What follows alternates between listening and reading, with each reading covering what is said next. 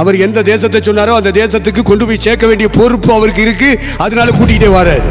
உன்னை அழைச்சா, உன்னை கூப்பிட்டா, கூப்பிட்டது யாரு, அழைச்சது யாரு, அவர் உன் கூடவே இருந்து நடத்துவாரியா. அதாயா விசுவாசம். மதிப்பு மரியாதைக்காக இந்த உலகத்தில் வாழ்றானே, பணம் காசுக்காக இந்த உலகத்தில் வாழ்றானே, அவன் நடக்கிறான் பாரு நட. அதுபோல நீ கிறிஸ்துக்குள்ள வந்து உட்கார்ந்துக்கிட்டு நடக்கணும்னு ஆசைப்பட்டேன்னு வச்சுக்க. உலகத்துக்கு சிநேகிதனாக இருக்க விரும்புகிறவன் அழைச்ச தெய்வத்துக்கே நீ பகைஞன், எதிராளி.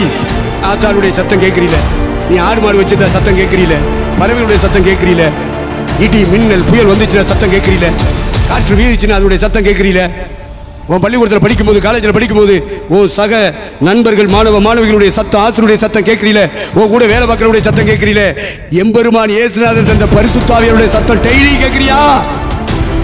ஆவிக்குரியவன் தினமும் தேவ சத்தம் கேட்பான். யூடியூப்ல எவன் என்னென்னமோ பேசிக்கிட்டு இருக்கான். அதான் மற்றும் அவங்க எல்லாம் ஏன் பேசுறாங்க தெரியுமா? யூடியூப்ல கண்டவன் நின்றவெல்லாம் பேசுறானே. குருட்டுத்தனமான மக்கள், குருட்டுத்தனமான நம்பிக்கை உள்ள மக்கள் நம்புறாங்களே, அது மேல ஒரு நம்பிக்கை வைக்கிறாங்களே, இதுக்கெல்லாம் காரணம் என்ன? சத்தியம் பேசுறாரு, நீ வாயை பொத்திக்கிட்டு வீட்டுக்குள்ளே இருக்கிறதுனால, அதை பேசாததுனால, பேச வேண்டிய ஆள் வெளியே வராததுனால அவன் பேர் யூடியூப்ல பேசிட்டு இருக்கான். தேவனுடைய அழைப்பை தொடர விடாதபடி, தேவ தரிசனத்தை நிறைவேற்ற விடாதபடி, தேவனுடைய ஆவியாளருடைய வழிநடத்துதலுக்கு ஒப்பு கொடுக்க விடாதபடி தடை பண்ணுகிறது எதுவாக இருந்தாலும் சரி, அது ஒரு ஜாதியா, ஒரு சமுதாயமா, ஒரு சொந்தமா, பந்தமா, உனக்கு பாசம் நேசம் காட்டுகிற, உயிருக்கு உயிரா நேசிக்கிற யாரா இருந்தாலும் சரி, இந்த ராத்திரி வேளையிலே நீ புறப்படு என்று கர்த்தர் சொல்லுகிறார். நாங்க வாழ்ந்துட்டு இருக்கோம்ல, உங்க கண்ணுக்கு முன்னாடி வாழ்றோமா இல்லையா? என் கூட இருக்கிற ஊழியக்காரன் பூரா ஆமேன்னு சொல்லி இல்லை இல்லைன்னு சொல்லு. நான் உன் கண்ணுக்கு முன்னாடி உறவுகளை கடந்து, உரிமைகளை கடந்து, பணத்தை கடந்து, காசை கடந்து, புப்புளைகளை கடந்து, உங்கள் கண்களுக்கு முன்பாக இந்த இறைவனுடைய சேவைக்கென்று பிரித்தெடுக்கப்பட்ட ஒரு பாத்திரமாக வாழ்கிறனா இல்லையா? ஆமான்னு சொல்ல, ஆமேன்னு சொல்லு.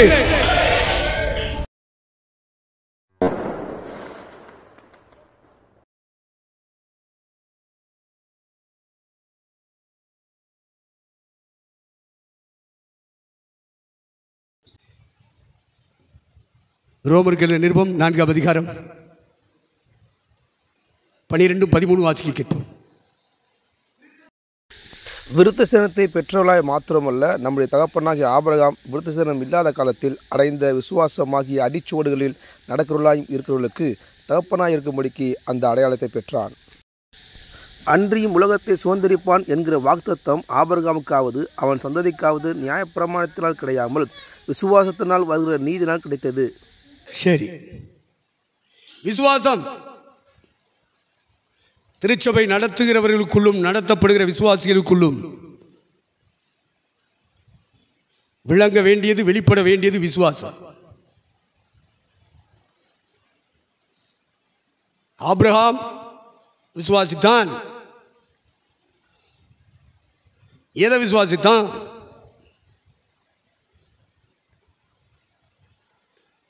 விசுவாச பாதை ஒன்று அவன் மூலமாக போடப்பட்டிருக்கு. இந்த விசுவாச பாதையில் விசுவாசிகளும் நடக்கணும், விசுவாசிகள் நடத்துகிற ஊழியக்காரனும் நடக்கணும். அப்போ விசுவாச பாதையை பற்றிய ஒரு அறிவு நம்ம எல்லாருக்கும் தேவை. கலாத்தியர் 3:29 வாசிப்போம்.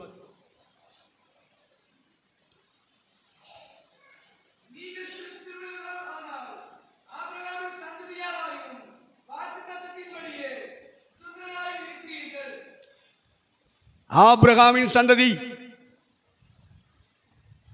அவனுக்கு கொடுக்கப்பட்ட வாக்கு தத்தங்களுக்கு சுதந்திரவாளி யாரு? நம்ம நடத்துகிற சபை மக்களும் நாமும். யாரோன்னு நினைச்சிட்டு இருக்க கூடாது. ரொம்ப முக்கியம். ஆபிரகாமின் சந்ததி, ஊழியர்களும் விசுவாசிகளும் ஆபிரகாமுடைய சுதந்திரங்கள், அதுக்கு பங்காளிகள் நீங்களும் நானும். தெளிவா பவுல் குறிப்பிடுகிறார். ஆபிரகாமுக்கு கொடுக்கப்பட்ட வாக்குத்தத்தங்களின் ஆசீர்வாதங்களுக்கு நீங்களும் நானும் பங்காளிகள்.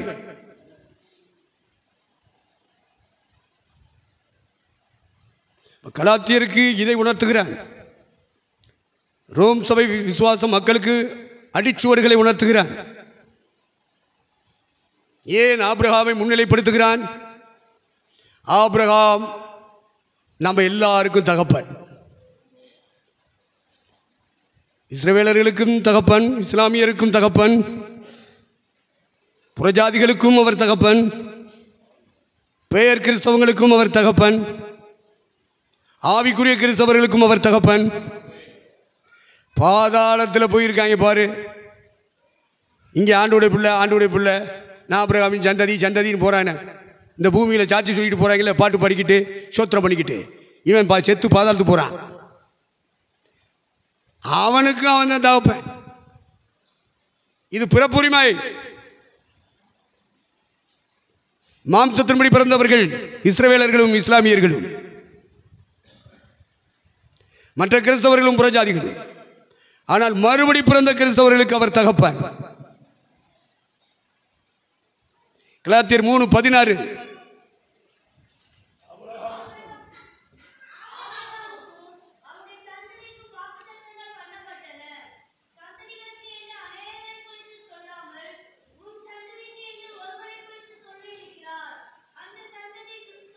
அப்போ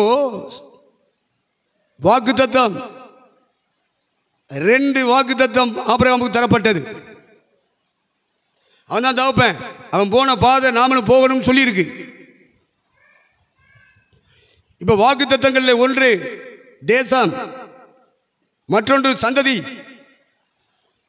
உன் சந்ததிக்கு இந்த பூமியை தருவேன், உலகத்தின் மக்களை தருவேன், பூமியில் உள்ள சகல ஜனங்களும் உன் சந்ததிக்குள் ஆசீர்வதிக்கப்படும்.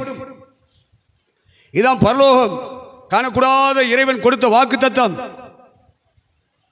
இந்த வார்த்தையை பாலை பிடிச்சது மாதிரி பிடிக்கணும், நழுவ விட்டுறக்கூடாது. இதுதான் வாக்குத்தத்த கூட்டம். இந்த மாதம் நடத்துறாங்களே, அது இல்லை வாக்குத்தத்த கூட்டம். அது அவங்களா சொல்லிக்கிறது. அது பரிசுத்தாவியானவர் கொடுக்கறதே கிடையாது. பரிசுத்தாவியானவர் கொடுத்தால் அவருக்கு காலம் தெரியும், நேரம் தெரியும், அந்த மக்களுக்கு எதை சொல்லணும்னு தெரியும். இவங்க சபை நடத்துகிற ஊழியக்காரங்க அவங்க இஷ்டத்துக்கு எடுத்து கொடுக்குறது. திருட்டு பயிலுங்க, களவாணி பயிலுங்க. இவங்க எல்லாம் பாஸ்டர் கெடுத்து நாசமாக்குறாங்க சபையை. வாக்குத்தத்தம் நம்முடைய தகப்பனாகி ஆபிரகாமுக்கு அருளப்பட்டது. பரலோகம் கொடுத்தார். உன் சந்ததிக்குள் பூமியில் உள்ள சகல வம்சங்களும் ஆசீர்வதிக்கப்படும். இன்டர்நேஷனல் ஃபாதர், அகில உலகத்துக்கு உன்னை தகப்பனாக உயர்த்துவே. அது வாக்குத்தத்தம். நான் உனக்கு ஒரு தேசத்தை தருவேன், அது வாக்குத்தத்தம். இப்ப சந்ததியை குறித்த வாக்குத்தத்தத்தை புரிஞ்சுக்கிறீங்க. அநேகரை குறித்து சொல்லவில்லை, இஸ்லாமியர்களை குறித்து சொல்லவில்லை, இஸ்ரவேலர்களை குறித்து சொல்லவில்லை, புறஜாதிகளை குறித்து சொல்லவில்லை. அந்த சந்ததி கிறிஸ்துவே, இயேசுவே. ஆபிரகாமுக்கு அப்ப புரியாம இருக்கலாம், விளங்காம இருக்கலாம். விளங்காட்டாலும் அவர் கொடுத்த வார்த்தை சத்தியம். அவர் வாயின் வார்த்தைகள் மாறாது, அவரும் மாற மாட்டார். அவர் எக்காலத்துக்கும் மாறாதவர், நேற்றும் இன்றும் என்றும் மாறாதவர். கடந்த காலமாக இருக்கட்டும், நிகழ்காலமாக இருக்கட்டும், இனி வருகிற காலமாக இருக்கட்டும், எக்காலத்துக்கும் மாறாதவர் நாம் ஆராதிக்கிற ஆண்டவர் இயேசு. அவர் கொடுத்த வாக்குத்தத்தங்கள் மாறாதவைகள். ஆபிரகாமுக்கு வாக்குறுதி கொடுக்கிற ஒரு சந்ததியை தருவேன், அந்த சந்ததிக்குள் பூமியில் உள்ள வம்சங்கள் எல்லாம் ஆசீர்வதிப்பேன். சந்ததிகளுக்கென்று அநேகரை குறித்து சொல்லாமல் உன் சந்ததிக்குள் என்று ஒருவனை குறித்து சொல்லி இருக்கிறது. அந்த ஒருவன் யார் என்று சொன்னால் அது நம்முடைய கர்த்தராகிய இயேசு கிறிஸ்து. ஆபிரகாமை பற்றி இயேசு பூமியில் இருந்தபோது சாட்சி கொடுத்தார். அவன் என்னுடைய நாளை காண ஆசையாக இருந்தான், கண்டு கலிகூர்ந்தான். அப்ப ஆபிரகாமை பற்றி இந்த ஊழியர் கூட்டத்திலே நாம் ஏன் சிந்திக்கிறோம், ஏன் நினைவு கூறுகிறோம்? அவனுடைய அடிச்சுவடுகளிலே கடந்து போகும்படி கர்த்தர் எதிர்பார்க்கிறார். ரோமருக்கு இப்படி நினைப்பூட்டு கொடுக்கிறான், கலாத்தியருக்கு இப்படி நினைப்பூட்டு கொடுக்கிறான். ஆபிரகாம் யார்? அவனுக்கு ஒரு தேசத்தை தருவேன் என்று சொல்லி வாக்களித்து கல்தியர் தேசத்திலே ஊர் என்கிற இடத்தில் இருந்து மெசொப்பொத்தேமியாவில் இருந்து, மெசொப்பொத்தேமியா என்றால் ஏதேனிலிருந்து ஆறுகள் பிரிந்து ஓடுகிறது, யூப்ரட்டிஸ் டைகிரிஸ் ஆறுகள் ஓடுகிறது. ஒரு நதி 4 ஆறுகளாக பிரிகிறது. அதில் யூப்ரட்டிஸ் டைகிரிஸ் ஆறு அந்த ஏதேனிலிருந்து ஓடி வரும்போது ஒரு இடத்துல 2 பிரியுது. பிரியும் போது நடுவில் ஒரு மேடு, அந்த மேடில் ஒரு ஊர், அந்த ஊர் பெரிய மாவட்டமாக மாநிலமாக ஒரு தேசமாகவே மாறுது. அதான் கல்தேயருடைய பட்டணம், ஆபிரகாமுடைய ஊர். அவன் ஊருக்கு பேரே ஊரியா, பட் ஊருன்னு சொல்லிக்கிட்டு இருக்காரு நினச்சிட்டு கூடாது. அவன் ஊருக்கு பேர் என்னது? ஊர்.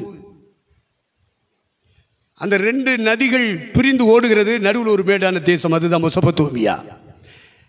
நம்முடைய பிதாவாகிய ஆபிரகாம் மெசொப்பொத்தேமியாவிலே குடியிருக்கும் பொழுது மகிமையின் தேவன் தரிசனமாகி, ஆபிரகாமே, நீர் இந்த தேசத்தை விட வேண்டும், உன் இனத்தை விட வேண்டும், நான் உனக்கு ஒரு தேசத்தை தருவேன் என்று மெசொப்பொத்தேமியாவிலே வாக்களிக்கிறார். ஒரு தேசத்தை பற்றிய வாக்கு தத்தம், அதான் பிராமிஸ், பரலோகம் தருகிற பிராமிஸ். அதை விசுவாசித்தான், அதை அவன் விசுவாசித்தான். விசுவாசித்தது மட்டுமல்ல, கீழ்ப்படிந்தார். நிறைய பேர் நாங்கள் விசுவாசிக்கிற ஆண்டவர், நான் ஒப்பு கொடுக்குற ஆண்டவர், கீழ்ப்படிய மாட்டான். பொய், ஆண்டவர்கிட்டே பொய் சொல்றது, பிராடு. இவன் விசுவாசித்தான், கீழ்ப்படிந்தான், மெசொப்பொத்தேமியாவிலிருந்து புறப்பட்டான். அப்போஸ்தலர்கள் 7ஆம் அதிகாரம் 2-3 வாக்கியங்களை வாசிக்க கேட்போம்.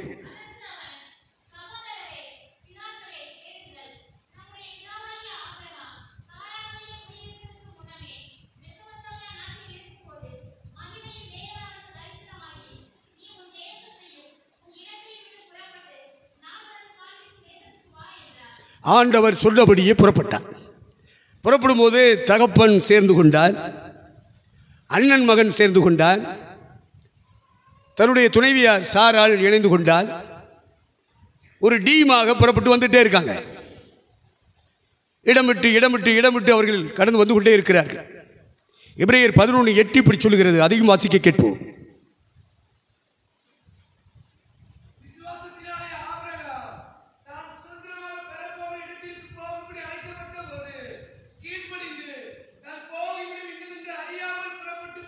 அப்படின்னா என்ன அர்த்தம்?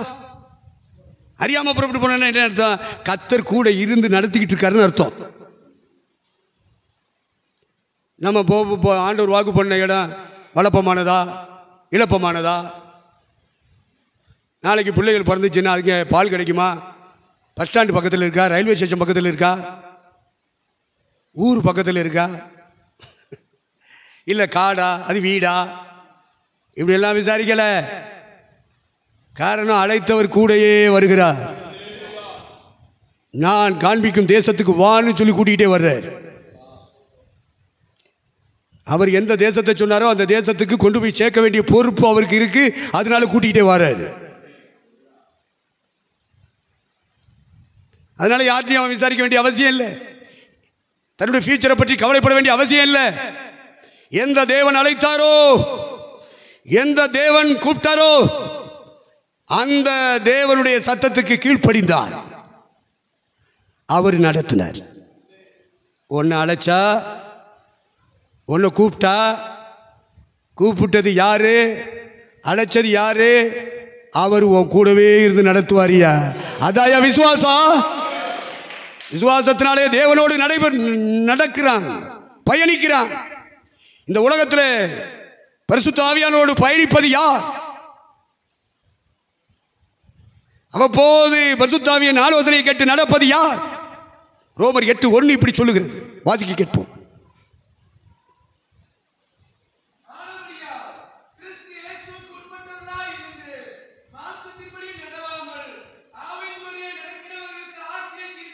அப்ப மற்ற கிறிஸ்தவனுக்கு கிறிஸ்து இயேசுக்கு உட்பட்டு. அப்போ கிறிஸ்துக்குள்ளே வந்துட்டான். ஏசுனாருக்காக ஊழியம் செய்ய வந்துட்டாங்க. ஆண்டவருக்காக வாழ்வேன்னு சொல்லிட்டு வந்துட்டாங்க. காவலிலும் சாவிலும் உண்மை பின்பற்றுவேன்னு சொல்லிட்டு வந்துட்டான். கிறிஸ்து இயேசுக்கு உட்பட்டவர்களாக இருந்து அடுத்த நட நல்லா கவனிக்கணும். மனுஷ நட, உன்னை சுற்றி வாழ்கிறானே உலகத்தானுடைய நட, உன் ஜாதி உன் சமுதாயம் இருக்கானே, உன் சொந்தக்காரன் இருக்கானே அவன் நட, இது எல்லாமே மாம்சத்தின் நடை. மதிப்பு மரியாதைக்காக இந்த உலகத்தில் வாழ்கிறானே, பணம் காசுக்காக இந்த உலகத்தில் வாழ்கிறானே, அவன் நடக்கிறான் பாரு நட. அதுபோல நீ கிறிஸ்துக்குள்ள வந்து உட்கார்ந்துக்கிட்டு நடக்கணும்னு ஆசைப்பட்டேன்னு வச்சுக்க. உலகத்துக்கு சிநேகிதனாக இருக்க விரும்புகிறவன் அழைச்ச தெய்வத்துக்கே நீ பகைஞன், எதிராளி. ஏன்? பிசாசு உனக்குள்ள வந்துடுறான். அதனால உன் நட விகாரப்படுகிறது. விசுவாச நடை நடக்க வேண்டிய நீ உலகத்தான போல ஆசைப்படுற இச்சிக்கிற அவன் நட போல உன் நட மாறுது. அவளுடைய நடை மாறி மாறி விகாரப்படுகிறது. நடையா நாடகம் என்றோ நடக்கிறது. நாடகம் சீன் காமிக்கிறதா? கிறிஸ்தவனாய் மாறின பிறகு படம் காமிச்சிட்டு தெரியாதா? உலகத்தில் உள்ளவன் அப்படித்தான் படம் காமிப்பான், சீன் காமிப்பான். நீ நானும் சீன் கிரியேட் பண்ணுறதுக்காக கொண்டு வரப்படவில்லை, படம் காட்டி வாழ்வதற்காக கொண்டு வரப்படவில்லை. பரிசுத்த ஆவியானவரால் ஆண்டு நடத்தப்படுவதற்காக கொண்டு வரப்பட்டவர்கள். என் மேல பரிசுத்த ஆவியானவர் ஆலோசனை கொடுத்து நடத்திக்கிட்டே இருக்கணும். அதான் கிறிஸ்துக்குள்ள வந்த சிந்தை. அந்த சிந்தனை தான் நமக்குள்ள வரணும். அதான் வேறு, நம்முடைய விசுவாச வேறு, அதான் ஆணி வேறு, அதுதான் பக்க வேறு. நீதிமானுடைய வேர் கனி கொடுக்கும். உன் சிந்தனையே ஒரு கனி உள்ள சிந்தனைப்பா. அதான் பரலோக சிந்தை. மற்றபடி சபைக்குள்ளே இருக்கேன், பெந்தகோஸ்தில் இருக்கேன், பைபிள் படிக்கிறேன், ஜெபம் பண்ணுறேன், நம்மளை ஒன்றுமுள்ளமாக்கிடுவோம் பிசாசு. அப்படிப்பட்ட நம்பிக்கை உனக்குள்ளே இருக்கக்கூடாது. பரிசுத்த ஆவியானுடைய சத்தம் கேட்குறமா? டெய்லி உன் புருஷன் சத்தம் எந்திரிச்சு ஒன்று கேட்குறீல, உன் பிள்ளைகளுடைய சத்தம் கேட்குறீல, உன் கூட பிறந்தவங்க சத்தம் கேட்குறீல, உங்கள் அப்பா ஆத்தாளுடைய சத்தம் கேட்குறீல, நீ ஆடு மாடு வச்சிருந்தா சத்தம் கேட்குறீல, பறவைகளுடைய சத்தம் கேட்குறீல, ஈட்டி மின்னல் புயல் வந்துச்சுன்னா சத்தம் கேட்குறீல, காற்று வீதிச்சுன்னா அதனுடைய சத்தம் கேட்குறீல, உன் பள்ளிக்கூடத்தில் படிக்கும்போது காலேஜில் படிக்கும்போது உன் சக நண்பர்கள் மாணவிகளுடைய சத்தம், ஆசிரியருடைய சத்தம் கேட்குறீல, உன் கூட வேலை பார்க்குறவுடைய சத்தம் கேட்குறீல, எம்பெருமான் இயேசுநாதர் தந்த பரிசுத்த ஆவியாருடைய சத்தம் டெய்லி கேட்குறியா? ஆவிக்குரியவன் தினமும் தேவ சத்தம் கேட்பான்.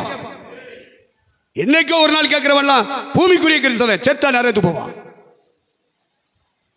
கிறிஸ்து இயேசுவுக்கு உட்பட்டவர்களாக இருந்து மனுஷ நடக்காம ஆவியானுடைய ஆலோசனை கேட்டு நடக்கிற நடை இருக்க, அவைகளுக்கு ஆக்கினை தீர்ப்பு இல்லை. அல்லவென்றால் நீ ஊழியம் செஞ்சாலும் சரி, பாட்டு பண்ணாலும் சரி, பிரசவம் பண்ணாலும் சரி, நீ ஜூஜை அறிவிச்சாலும் சரி, சாவுன்னு ஒன்று ஒரு செத்து நரகத்து போவேன்னு ரோமர் 8:1 சொல்லுது. நான் சொல்லலை, ரோமர் அந்த வசன எல்லையில் நின்று தான் நான் பேசிட்டு இருக்கேன். இவருக்கு இந்த அதிகாரம் எங்கிருந்து வந்தது? பரலோகத்திலிருந்து ஒருவனுக்கு கொடுக்கப்பட்டால் ஒழிய ஒருவனும் இந்த அதிகாரத்தை பெற்றுக்கொள்ள முடியாது. இது வாழ்க்கை தத்துவம். இது பேச்சும் பிரசங்கமும் அல்ல. அரசியல்வாதிகள் சொல்லுகிற கொள்கை பிரச்சார கூட்டம் அல்ல. இது ஒவ்வொரு நாளும் இறை மக்கள், திருச்சபை மக்கள், தேவ ஊழியர்கள் வாழ வேண்டிய பாதை. பரிசுத்த ஆவியினால கட்டுப்படுத்தப்பட்டு நடத்தப்படணும். ஆண்டவருக்கு மகிமை உண்டாகட்டும். ஆகவே மெசொப்பொத்தேமியாவில் இருக்கும்போது நம்முடைய பிதாவாகிய ஆபிரகாம், என்னால் அந்த சந்ததி கிறிஸ்துவை என்ன கிறிஸ்துவுக்குள் கொண்டு வரப்பட்டவர்கள் நீங்கள் நானும்.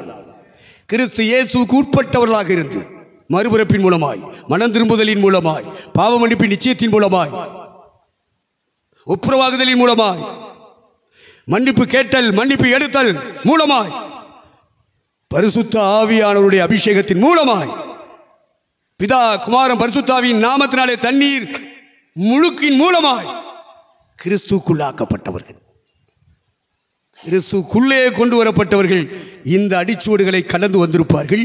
அவர்கள்தான் கிறிஸ்துவுக்குள்ளாக்கப்பட்டவர்கள். அவர்கள்தான் புதிய சிருஷ்டி. அவர்கள்தான் புதிய மனுஷனை தரித்து கொண்டவர்கள்.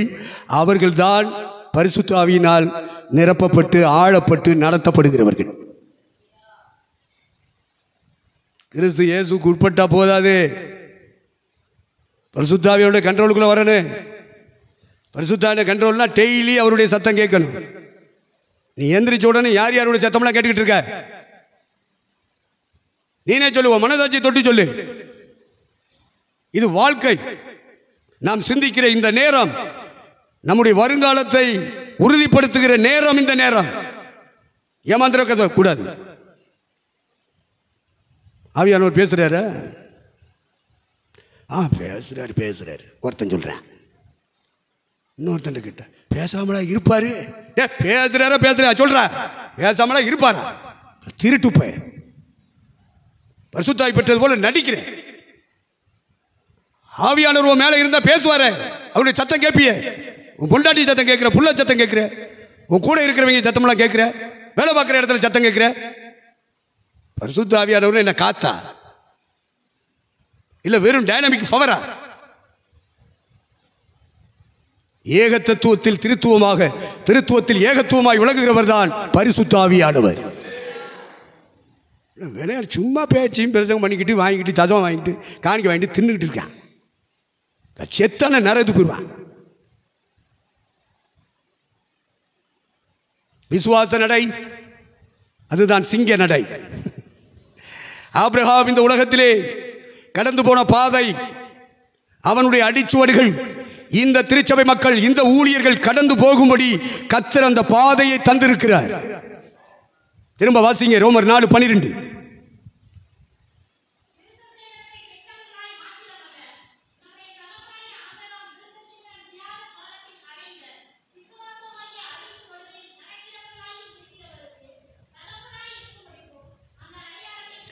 நம்ம எல்லாருக்கும் தகப்பன் புதிய ஏற்பாட்டு சபையே,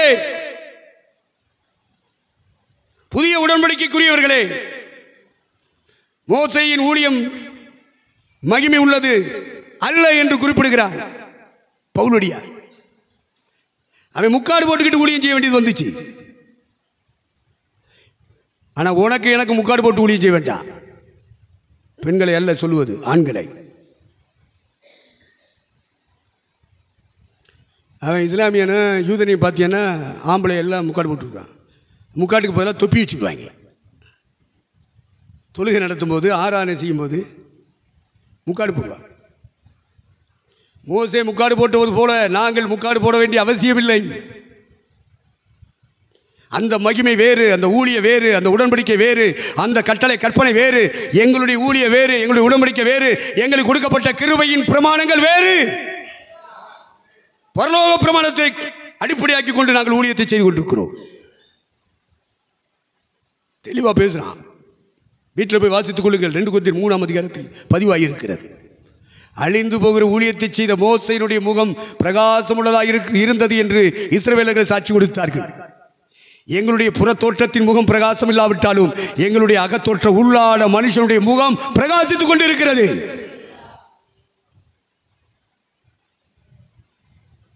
அவன் பண்ண உடன்படிக்கை வேற, நாங்கள் பண்ண உடன்படிக்கை வேற. அது பழைய ஏற்பாடு, இது புதிய ஏற்பாடு. நம்ம எல்லாருக்கும் தகப்பேன். மாமிசத்தின்படி இஸ்மவேலருக்கு தகப்பேன், மாமிசத்தின்படி இஸ்ரவேலருக்கு தகப்பேன், மாமிசத்தின்படி புறஜாதிகள், அதுலேயும் குறிப்பாக மீதியானியர். மோசே போய் இப்போ பெண் எடுத்துகிட்டு வந்தான் பாருங்க, கல்யாணம் கட்டிட்டு 2 பிள்ளையை பற்றிட்டு வந்தான், ஆம்பளை பையனிட. அது மீதியான் வம்சத்தில் வந்தவங்க. கேத்தூராளின் பிள்ளைகளிலே ஒருவன் மீதியான். ஆக உலகத்தில் எல்லாரும் மாம்சத்தின்படி ஆபிரகாமுக்கு பிள்ளைகள்.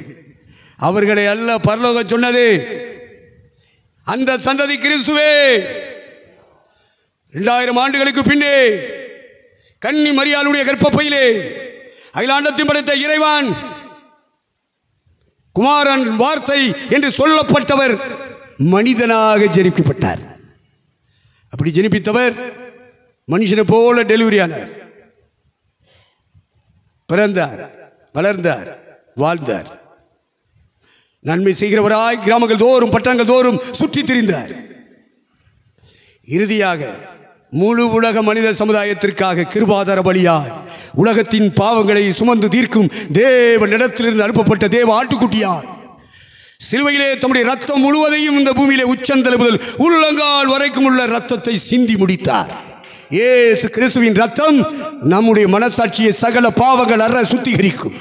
அப்படிப்பட்ட ஊழியத்தை நிறைவேற்றுவதற்கு இயேசு உண்மையுள்ளவராக இருக்கிறார். யார் யார் பாவங்களை மனதார அறிக்கை செய்கிறார்களோ, இந்த பாவத்தை என்னை விட்டு விலக்கும் என்று சொல்லி அழுது ஜெபிக்கிறார்களோ, அவருடைய பாவங்களை மன்னிப்பது மட்டுமல்ல, அவருடைய மனசாட்சியிலே குற்ற உணர்வுகள் இருக்கிறதே, பாவம் செய்தோம் என்ற உணர்வு, அந்த உணர்வையும் கழுவி சுத்திகரிக்கிறார். இயேசு கிறிஸ்துடைய ரத்தம் சகல பாவங்களை நீக்கி சுத்திகரிச்சிருக்கா? மனசாட்சி சும்மா ரசிக்கப்பட்டேன்னு பொய் சொல்லக்கூடாது. உன் பாவங்கள் மன்னிக்கப்பட்ட நிச்சயம் உனக்கு சொந்தமாக்கப்பட வேண்டும். இயேசு கிறிஸ்து சிந்தின ரத்தம் உன் மனசாட்சியை கழுவி சுத்தம் பண்ணிட்டா உன் மனசாட்சி சுத்த மனசாட்சியார். கள்ள மனசாட்சி இருக்காது, குற்ற மனசாட்சி இருக்காது, அசுத்தமான மனசாட்சி, ஆபாசமான மனசாட்சி, பெருமை பிடிச்ச மனசாட்சி எல்லாத்தையும் கழுவி சுத்திகரித்து ஒரு சுத்த மனசாட்சியை கர்த்தர் உனக்கு தருவார் பாரு. அதுதான் ரட்சிப்பு. பகை இல்லை, விரோதம் இல்லை, வைராக்கியம் இல்லை, பழிவாங்கிற உணர்வு இல்லை, திருடு இல்லை, திருட்டுத்தனம் இல்லை, களவாணித்தனம் இல்லை, அயோக்கியத்தனம் இல்லை. அத்தனையும் நீ செய்த பொழுது உன் மனதில் அது அவ்வளவு குற்ற உணர்வாக பதிவாயிருச்சு. அந்த குற்றம் சாட்டுகிற அந்த உணர்வில் இருந்து இயேசு என்னைக்கு ஒரு மனிதருக்கு விடுதலை தர்றாரோ அதுதான் அவன் ரட்சிக்கப்பட்ட நாள், அவன் கிறிஸ்துவுக்குள்ளே கொண்டு வரப்பட்ட நாள். கிறிஸ்துவ குடும்பத்தில் பிறந்த நாள் அல்ல, அது பிசாசு சொல்லுவான். நத்திங். ஆகவே நீங்கள் வார்த்தை வசனத்தின்படி சத்தியத்தின்படி நீங்கள் உங்கள் வாழ்க்கையை கட்டி எழுப்ப வேண்டும். அவன் பண்ணா இவன் பண்ணான் பிரச்சங்கன்னு சொல்லிட்டு போகக்கூடாது. யூடியூப்பில் எவன் வேணும் என்னென்னமோ பேசிக்கிட்டு இருக்கான். அதான் வின்சென்ட் சிவகுமார் சொல்லுங்க, அவங்கெல்லாம் ஏன் பேசுகிறாங்க தெரியுமா? யூடியூப்பில் கண்டவெல்லாம் பேசுகிறானே, குருட்டுத்தனமான மக்கள், குருட்டுத்தனமான நம்பிக்கை உள்ள மக்கள் நம்புகிறாங்களே, அது மேலே ஒரு நம்பிக்கை வைக்கிறாங்களே, இதுக்கெல்லாம் காரணம் என்ன? சத்தியம் பேசுகிறாள் நீ வாயை பொத்திக்கிட்டு வீட்டுக்குள்ளே இருக்கிறதுனால, அதை பேசாததுனால, பேச வேண்டிய ஆள் வெளியே வராததுனால அவன் மட்டும் போய் யூடியூப்பில் பேசிகிட்டு இருக்கான். அதை பூரா இந்த மக்கள் அதை கேட்டுட்டு நம்பிக்கிட்டு இருக்கான். அதனால தான் கம் அவுட் அப்படின்னாரு கன்வென்ஷனில், வெளியே வாருங்கள் அப்படின்னு ஒரு அழைப்பை வச்சார் செல்வகுமார். அரையாண்ட வந்து சொன்னார், உலகம் பூரா போயிட்டு வரையா, எல்லா பயிலையும் பார்த்துட்டேன், எல்லா ஊழியக்காரையும் பார்த்துட்டேன், எல்லா சபையிலையும் பார்த்துட்டேன். அதனால் சத்தியம் வேணும், சபையை கட்டுகிற உபதேச சத்தியம் வேணும். வசனமெல்லாம் சத்தியம்தான், பேசுகிறவெல்லாம் ஊழியக்காரன் தான், அதுக்குள்ள தகுதி உள்ள ஆள் பேசணும். கம் அவுட் அப்படின்னாரு. அவர் பெரிய மனுஷன், அவர் பிரசங்கத்தை கேட்க கூடுவாங்க. மோகன் சேன பிரசங்கத்தை கேட்க கூடுவானுங்க. நம்ம பிரசங்கம் பண்ணால் அன்புதாசியும் குறை சொல்கிறாங்கன்னு சொல்லுவார் நம்ம சபாநாயகர். அப்போ என்ன செய்ய? பவுலையும் குறை சொல்லுவாங்க. அவருக்கு பவுல் என்ன செய்வான்? ஏசுனாரையும் குறை சொல்லுவாங்க. அவர் சொல்கிறாரு, இப்படி சொன்னால் அப்படி சொல்கிறிய, அப்படி சொன்னால் இப்படி சொல்கிறிய, எப்படி தாண்டா சொல்கிறது? உங்களுக்காக குழல் ஊதினோ நீங்கள் கூத்தாடவில்லை என்று சொல்கிறீர்கள், உங்களுக்காக புலம்பினோ நீங்கள் மாரடிச்சு அழுகலேன்னு சொல்கிறீங்க. டே என்னடா சொல்கிறிய? ஏசுனார் பாடு அந்த பாடு, அப்புறம் அன்பு சொல்ல மாட்டாங்களா? பச்சை மரத்துக்கே அந்த பாடு, அப்புறம் பட்டை மரத்துக்கு எந்த பாடு வரும்? கர்த்தருக்கு ஸ்தோத்திரம். என் தலைவன் இயேசுவுக்கே அந்த பாடு. தலகர்த்தன் திருச்சபையின் தளபதி, அகில உலகத்தையும் கலக்குனவன் பரிசுத்த பவுல், அவனுக்கு அந்த பாடு. அவன் பேச்சையும் அவன் பிரசங்கத்தையும் அவனுடைய நிருபங்களையும் குறை சொல்லாதவன் எவன்? அறுத்து போகிறவன் சொல்லத்தான் செய்வான், நாதமா போகிறவன் சொல்லுவான். பரிசுத்தாவினாலே நிரப்பப்பட்டவன் நடத்தப்படுகிறவன் சொல்லவே மாட்டான். தேவனுக்கு மகிமை உண்டாகும். அதான் பரிசுத்தாவி.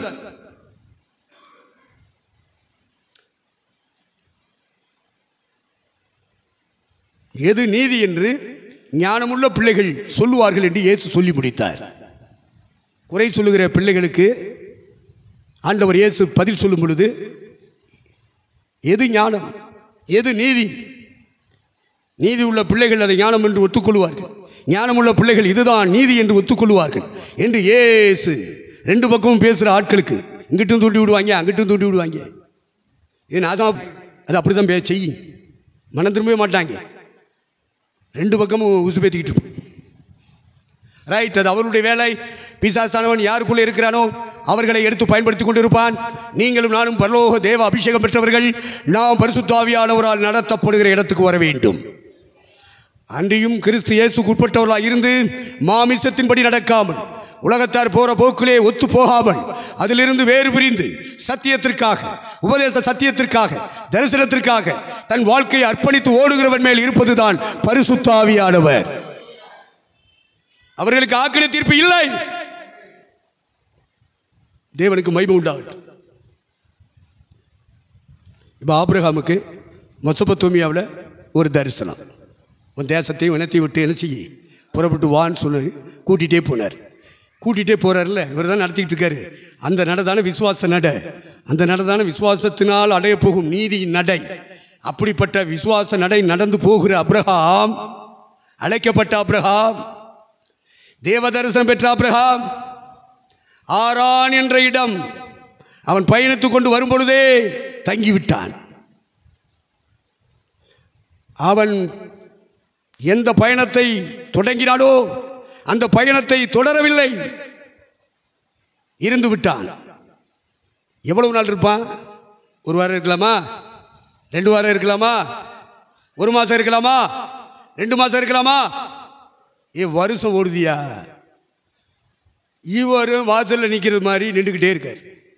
கூட்டிகிட்டே வந்தவர் அவர் தானே, வான்னு சொல்லி கூட்டிகிட்டு வந்தார். நின்றுக்கிட்டே இருக்கார். வருஷம் 1 ஆச்சு, வருஷம் 2 ஆச்சு, வருஷம் 3 ஆச்சு, வருஷம் 5 ஆச்சு, 10 ஆச்சு, 20 ஆச்சு. கிளம்பவே மாட்டேங்கிறான். ஏன்னா அவங்க வச்சிருக்கிற ஆடு மாடு எல்லாத்துக்கும் நல்ல புல்வெளி இருக்குது, நல்ல தண்ணி கிடைக்குது, நல்ல ஒரு சொகுசான வாழ்க்கை. அவங்க அப்பாவுக்கு ரொம்ப பிடிக்கும். அவன் போகணும்னு சொல்கிறான். எப்பா ஆண்டவர் அழைச்சார்ல, தரிசனம் கொடுத்தார்ல ஒரு தேசத்தை குறித்து, அந்த தேசத்துக்கு போகணும்லப்பா. போகும்டா. அந்த தேசம் 10 வருஷம் கழிச்ச பிறகு சொல்கிறான், இதுதான்டா அவர் சொன்ன தேசம். இல்லைன்னா அவர் கூட்டிகிட்டு போய் காண்பிக்கிற தேசம் எதுன்னு இப்போ சொல்லு. அந்த ஆண்டவர்கிட்ட கேட்டு சொல்லு. யார் சொல்கிறது? அவங்க அப்பன். சொல்லு. இப்படிதான் கேட்பாங்க. ஆவிக்குரிய பயணத்தை தொடங்கிய உங்களுடைய வாழ்க்கையிலே அந்த பயணத்தை தொடர விடாதபடி நிறுத்துவதற்கான தீய சக்திகள் உங்களை தடை பண்ணி கொண்டிருக்கும். எவ்வளவு காலம் நீ அடங்கி இருப்ப, அமைதியா இருப்ப? உலகத்தோடு உலகமா எவ்வளவு காலம் வாழ்ந்துருவ? சொந்த பந்தங்களோடு எவ்வளவு காலம் வாழ்ந்துருவ? அழைத்தவர் அருகில் தான் இருக்கிறார். அவரோடு தொடர மனம் இல்லாமல் அப்பனுடைய பாசம் தடுக்குது. இதுதான்டா ஆண்டவர் சொன்ன தேசம். இதுக்கு மேலே என்ன? நல்ல தண்ணி இருக்குது, நல்ல ஆடு மாடுக்கு வசதி இருக்குது. நாளைக்கு ஒரு 2 பிள்ளைய பெற்று போட்டினா நான் கடைசி காலத்தில் இருக்கேன், எனக்கு அது உதவியாக இருக்கும். இப்படி சொல்லியே உன்னை நாசமாக்குகிற நாச கிருமிகள் உன் உறவுகள். அதனால எம்பெருமான் இயேசுனார் வந்த உடனே சொன்னார், தகப்பனையாவது தாயாவது மனைவியாவது பிள்ளைகளையாவது சகோதரனையாவது சகோதரியாவது வெறுக்கல அப்படின்னா எனக்கு ஊழியக்காரனா இருக்க லாயக்கு இல்லடா அப்படின்னு முதல்ல உறவுகளை கத்திரி போடுறார். ஏதுனார் சும்மாவா சொன்னார்? ஆபிரகாமை பற்றி அவருக்கு நல்லாவே தெரியும். அவனை நாசமாக்கினது அப்பேன் பாசம், குடும்ப உறவுகளின் பாசம். ஆண்டவருடைய பாதையிலே தொடர விடாதபடி, பயணிக்க விடாதபடி தடை பண்ணுகிற சக்திகள். என்னுடைய கணக்கின்படி 25 இவன் இந்த இடத்துல வந்து தங்கிட்டான். என்ன காரணம் அப்படின்னா அந்த வசதி வாய்ப்புகள் மட்டுமல்ல, அப்பா அவனுக்கு பேர் தேராது. அவனுக்கு பேர் என்ன? அப்பா பேர் சொல்லுங்கப்பா. நீங்கள் தூங்குறீங்களா விழிச்சிருக்கீங்களான்னு தெரியல பற்றியில. அதுக்கு தான் பிரசங்கி மாதிரி அல்லியா அல்லியா அல்லியா அல்லியான்னு சொல்லிகிட்டே இருப்பாங்க. உங்களை தூங்காமல் விழிப்பாக இருக்க வைக்கிறேன். நான் அந்த பாணியை கை கொள்வது கிடையாது. அதனால் நான் கேள்வி கேட்டால் கொஞ்சம் பதில் சொல்லுங்கள். இல்லைன்னா கண்ணாடி போட்டுக்கிட்டு தூங்குறீங்களா இல்லை விழிச்சிருக்கீங்களான்னு எனக்கு தெரியணும்ல. சிலர் கண்ணாடி போட்டு, சிலர் முக்காடு இப்படி இழுத்து கண்ணை மூடிக்கிட்டு பிடிப்பேன். அப்படிப்பட்ட தியானத்தை வீட்டில் போய் செய்ய. இங்கே அதுக்காக ஒன்று கொண்டு வரல. தேவனுடைய வார்த்தைகள் தேவ சத்தமாக உனக்கு வர வேண்டும். தேவன் உன்னோடு நேரடியாக பேச வேண்டும். இறைவனுடைய சத்தத்தை கேட்டேன், அந்த சத்தம் என் வாழ்க்கையை மாற்றி அமைத்தது என்று நீ சொல்ல வேண்டும். அப்போ தேராக வைப்பேன். இப்போ ஆண்டவர் என்ன பண்ணார்? இத்தனை வருஷம் அமைதியாக இருந்தவர் 25 வருஷத்துக்கு முன்னாடி அவனோட பேசி நடத்திக்கிட்டே வந்தார். வந்தவன் இங்கே வந்து தங்கின உடனே பேசுகிறார். அதுதான் ஆதியாகமத்தின் புத்தகம் 12ஆம் அதிகாரம் 1, 2, 3 சீக்கிரம் வாசிங்க.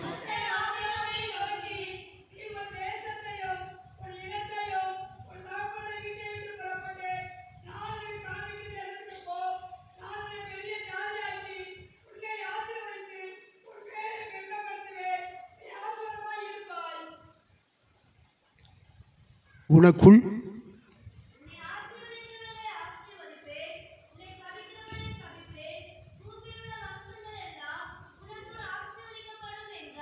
இந்த உனக்குள், அதுதான் உன் சந்ததிக்குள்.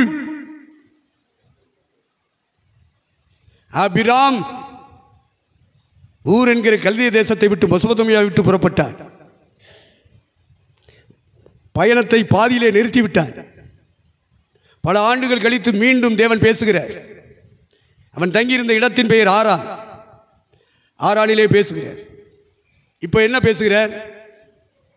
உன்னை பாசத்தினாலே உறவை காண்பித்து உன்னை கட்டி வைத்திருக்கிற இந்த தகப்பன் வீட்டையும் விட்டு நீ புறப்படு.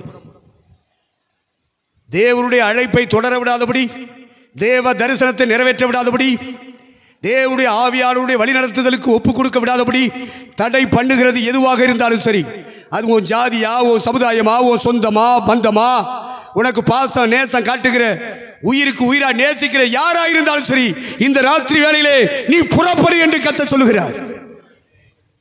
நீ அதை உதறினால் கர்த்தர் உன்னை அரவணைத்துக் கொள்வார். நீ அந்த பாதையிலே தொடர்ந்தால் உன்னை கைவிட்டு விடுவார். உன் தகப்ப வீட்டை விடு. இந்த ஏரியா பக்கமே நீ திரும்பக்கூடாது. உன் கூட பிறந்த பக்கம் திரும்பக்கூடாது. விட்டுட்டு வாடா. ஏன் அவங்கள வச்சுக்கிட்டு வந்தா என்ன? அட வச்சிருந்தா ஒன்று நான் நடத்த முடியாதுடா, அவங்க தான்டா நடத்துவாங்க. நீ அவங்க பேச்சு அவங்க ஆலோசனை கேட்டு கேட்டு வளர்ந்தவன் உன்னை சாத்தா அது மூலமாக அமுக்கிடுவான், நரத்து கூட்டிகிட்டு போயிடுவான். உன்னை நான் நடத்த முடியாது. உறவுகளை விட்டு வெளியே வா. உனக்கு என்னெல்லாம் இங்கே உரிமைப்படுத்தப்பட்டிருக்கிறது, உனக்கு எதெல்லாம் ரைட்ஸ் கிளைம் பண்ணக்கூடிய ரைட்ஸ் இதெல்லாம் இருக்கு, அந்த உரிமைகளை விட்டு வெளியே வா. ஜாதி சமுதாயத்தை விட்டு வெளியே வா. வராத நீ எல்லாம் பிரசங்கம் பண்றதுக்கே லாயக்கு இல்லை.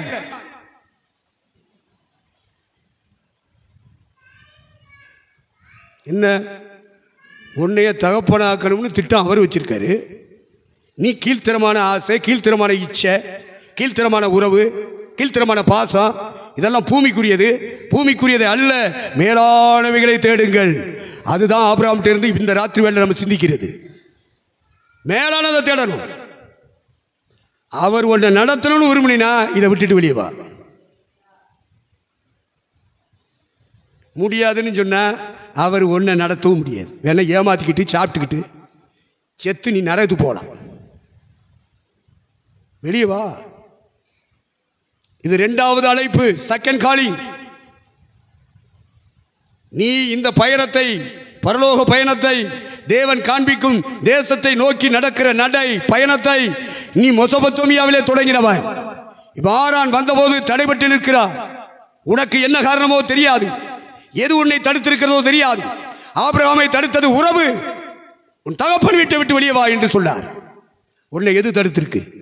இந்த பரலோக பயணத்தை தொடர விடாதபடிக்கு, இந்த பரிசுத்த பாதையை தொடர விடாதபடிக்கு, இந்த தெய்வீக உறவு பாதைக்குள்ளே நடக்க விடாதபடிக்கு, இந்த சத்தியத்தின் பாதை, இந்த உபதேசத்தின் பாதையை தொடர விடாதபடிக்கு, இந்த பூமியிலே உன்னை அழுத்தி அமுக்கி உன்னை கட்டி வச்சிருக்கிறது, நிறுத்தி வச்சிருக்கிறது எது? இந்த ராத்திரியில் நீ கண்டுபிடி. அதை விட்டு வெளியே வா என்று கர்த்தர் சொல்லுகிறார். வந்துட்டான். அப்போ உயிரோடு இருக்கும்போதே தூக்கி வீசிட்டு வந்துட்டான்ல, அவனைத்தானே தகப்பனை உயர்த்த முடியும். இன்டர்நேஷனல் பூமியில் உள்ள சகல ஜாதிகளுக்குள்ளேயும் உன்னை உயர்த்துவேன் என்று சொல்லி அழைத்தவர் உன்னை தகப்பனாக உயர்த்த விரும்புகிறார். ஆபிராம் என்ற பெயரில் இருக்கிற உன்னை ஆபிரகாம் என்று அழைக்கும்படியாக கர்த்தர் உயர்த்த விரும்புகிறார். ஒரு குடும்பத்துக்கு நீ தலைவனா தகப்பனா இருந்தா போதாது. ஒரு சமுதாயத்துக்கு ஜாதிக்கு நீ தலைவனாக தகப்பனா இருந்தா போதாது. அதுக்கு பேர் ஆபிராம். நீ உலகத்தில் இருக்கிற சர்வ தேசத்திலே வாழ்கிற சகல ஜாதிகளுக்கும் சகல பாசக்காரருக்கும் சகல மதத்தில் இருந்து வெளியே வர்றவனுக்கெல்லாம் நீ தகப்பனா இருக்கணும் என்னும் கர்த்தர் அந்த கனவை வச்சிருக்கிறார். ஐயா, அதுதான் அவருடைய தரிசனம். நீ கீழ்த்தரமா போகாதே, நீ இன்டர்நேஷனலா உயர்த்தப்படணும். உன் மனைவி பிள்ளைகள் உன்னோட சேர்ந்துக்கிறணும். நீ மட்டும் தனியா நடந்து போகக்கூடாது. நல்லதியா கர்த்தர் தாயா பேசினாரு, என்னையா பேசினாரு? அவெல்லாம் ஏற்ற துணியே கிடையாதுயா. அதனால நான் கர்த்தருக்காக வாழ்வையா. இந்த மாதிரி உள்டால விடக்கூடாது, டுபாக்கூர் விடக்கூடாது. மனைவி பிள்ளைகள் உனக்குள்ளே இருக்க வேண்டும். உன் மனைவி உன் சரீரமாக இருக்க வேண்டும். உன் பிள்ளைகள் உனக்குள்ளே இருக்க வேண்டும். முழுமையாக நீங்கள் குடும்பமாக பின்பற்ற வேண்டும். இந்த பின்பற்றுதலைத்தான் புதிய ஏற்பாட்டு சத்தியம் ஆதரிக்கிறது. தள்ளி விடுதலை வெறுக்கிறேன், தள்ளக்கூடாது. உன் அண்ணன் தம்பியை தள்ளு, உங்கள் அப்பா அம்மா வேணா தள்ளு. அவங்களும் உன்னோட ஒட்டிக்கிட்டு இருக்கிறோன்னு சொல்லிட்டாங்கன்னு சேர்த்துக்கோ. ஆனால் உன் நடையை தடுத்துடக்கூடாது, உன்னுடைய ஆவிக்குரிய பயணத்தை நிறுத்திடக்கூடாது. மனைவி பிள்ளைகள் மட்டும் புதிய ஏற்பாட்டிலே அங்கீகரிக்கப்படுகிறார்கள். மற்றவங்களெல்லாம் தள்ளிடணும். இந்த 3 வருஷம் ஆண்டவர் தள்ள சொன்னார், அது வேற. அது யூத பரம்பரையில் யூத பாரம்பரியத்தில் யூதர்களுடைய கல்ச்சுரலில் ஸ்திரீகள் இணைந்து ஊழியங்களில் வரக்கூடாது, ஆண்களுக்கு நிகராக வரக்கூடாது. அது ஒரு அடிமைத்தனம், நியாயப்பிரமாணத்தின்படி ஒரு அடிமைத்தனம் பெண்களுக்கு. அதனால் மனைவி இருக்கக்கூடாது அப்படின்னாரு. ஆனால் என்றைக்கு புதிய ஏற்பாட்டு சபை உண்டாயிருச்சோ அதுக்கு கொடுக்கப்பட்ட கிருபையின் பிரமாணத்தில் புருஷன்மார் எல்லாரும் தன் மனைவி பிள்ளைகளோட தங்களோடு இணைத்து கொண்டுதான் இயேசுவை பின்பற்ற வேண்டும். அதுதான் சத்தியம். தள்ளிட்டு போனால் நமக்கு ஃப்ரீயாக இருக்கும்னா போடக்கூடாது. சென்னையாச்சி மாரி கல்யாணம் முடிக்காத மாதிரிலாம் ஃபீல் பண்ணக்கூடாது. அப்படியெல்லாம் மனைவி பிள்ளைகள்கிட்ட நடந்து கொள்ளக்கூடாது. அப்படி யாராவது நடந்துக்கிறீங்களா? அப்படி நடந்துக்கிட்டால் உங்களுக்கு என்ன செய்யலாம்? பாலி சொல்லு. சிரிக்கலாங்க, தெய்வீக சிரிப்பியா? கர்த்தருக்கு ஸ்தோத்திரம். மனைவி பிள்ளைகளை உங்களுக்குள் இணைத்துக் கொள்ள வேண்டும். தகப்பன் வீட்டை விட்டு புறப்பட்டான். இது 2வது காலிங், 2வது தரிசனம். முழு உலக மனித சமுதாயத்திற்கு உங்களையும் என்னையும் தகப்பனாக உயர்த்த வேண்டும் என்று சொல்லி ஆபிரகாமின் அடிச்சுவடுகளிலே நடக்கும்படியாக இந்த ராத்திரி வேளையிலே ஆபிரகாமுடைய வாழ்க்கை சரித்திரத்தை பரிசுத்த ஆவியானவர் நினைப்பூட்டிக் கொண்டிருக்கிறார். 2 முறை கர்த்தர் பேசுகிறார், தரிசனம் கொடுக்கிறார். ஆபிரகாம் தரிசனத்தின் வாழ்வு, ஆபிரகாம் அழைப்பின் வாழ்வு, ஆபிரகாம் வாக்குத்தத்தத்தின் வாழ்வு. ஆகவே உங்களுக்கும் எனக்கும் அழைப்புகள் பரத்திலிருந்து வந்து சேர வேண்டும். தரிசனங்கள் பரலோகத்திலிருந்து வந்து சேர வேண்டும். தேவனுடைய வார்த்தை சத்தம் பரலோகத்திலிருந்து வந்து சேர வேண்டும். அதுதான் புதிய ஏற்பாட்டு சபை. அதான் புதிய உடன்படிக்கைக்குள்ளே வந்தவர்களுடைய சபை. இந்த சபையின் மேலே பரிசுத்த ஆவியானவர் தங்கி இருக்கிறார். தேவனுக்கு மகிமை உண்டாகட்டும். அழைப்பு இருக்கா? தரிசனம் இருக்கா? வாக்குத்தத்தம் இருக்கா? அப்ப முதல் வாக்குத்தத்தம் தேசத்தை குறித்தது. ஆரானிலே கொடுக்கப்பட்ட வாக்குத்தத்தம் சந்ததியை குறித்தது. 2 பிராமிஸ், 2 வாக்குத்தத்தங்கள். சந்ததியை குறித்து ஒரு வாக்குத்தத்தம், தேசத்தை குறித்து வாக்குத்தத்தம். இப்படிப்பட்ட ஒரு தரிசனத்தோடு பயணித்தவன் தான் ஆபிரகாம். தேவனால் அழைப்பை பெற்றவன் தான் ஆபிரகாம். உலகத்திலே வாழ்கிற அத்தனை ஜாதிகளுக்கும் தகப்பனாக உயர்த்தப்பட வேண்டும் என்ற வாக்குத்தத்தத்தின்படி கடந்து வந்தவன் தான் ஆபிரகாம். ஏதோ குறிப்பிட்ட ஜாதிக்கு அல்ல, குறிப்பிட்ட மதத்துக்கு அல்ல, குறிப்பிட்ட மொழிக்கு அல்ல, முழு உலக மனித சமுதாயம், சகல தேசத்தாரும், சகல பாசைக்காரரும், சகல ஜாதிகளும் ஒருங்கே கூட்டப்படுகிற இடம் கிறிஸ்து. கிறிஸ்து கிறிஸ்து கிறிஸ்துவுக்குள் கூட்டப்பட வேண்டும் என்பது அனாதி காலத்திலே உலக தோற்றத்துக்கு முன்னே தேவன் மனதிலே கொண்ட தேவ சித்தம், தேவ ஆலோசனை, தேவனுடைய திட்டம். இதை புதிய ஏற்பாட்டு சபை புரிந்து கொள்ள வேண்டும். உலகம் தோன்றதுக்கு முன்னாடியே தேவனுடைய மனசில் அது இருந்துச்சு. அந்த திட்டத்தை நிறைவேற்றி முழு உலக மனித சமுதாயத்தையும் கிறிஸ்துக்குள்ளே கூட்டி அந்த சந்ததியை கிறிஸ்துவுக்கு சந்ததியாக கொடுக்கணும். அப்போ நம்ம எல்லாரையும் கிறிஸ்துக்குள்ளே கொண்டு வர்றார். நம்ம எல்லாருக்கும் தகப்பன் ஆபிரகாம். அவன் கடந்து போன பாதை, ஆபிரகாமுடைய அடிச்சுவடிலே புதிய ஏற்பாட்டு சபை கடந்து போக வேண்டும் என்பது சத்தியம். இது திருச்சபைக்கு பவுல் மூலமாக பரிசுத்த ஆவியானவர் கற்றுக் கொடுத்த தேவ உபதேசம். ஆகவே இறை ஊழியர்கள், இறை தூதர்கள், திருச்சபை தலைவர்கள் இந்த சத்தியங்களை அறிந்திருக்க வேண்டும். இதை மறக்க பண்ணுகிறவன் பிசாசு. அவனோடு போராடி நீங்கள் ஜெயம் பெற வேண்டும். தேவனுக்கு மகிமை உண்டாகட்டும். ஆகவே ஆபிரகாம் அழைப்பை பெற்றவன், தரிசனம் பெற்றவன், வாக்குத்தத்தம் பெற்றவன், தேவனோடு நடந்தவன். குறிப்பிட்ட காலம், அதற்கு பிறகு தடையாகி நின்றவன். அதற்கு பிறகும் கர்த்தர் பேசுகிறார். அவன் கடந்து வருகிறான். கர்த்தருக்கு ஸ்தோத்திரம். அவன் புறப்பட்ட போது ஆதியாகமம் 12:4 வாசிக்கிறோம்.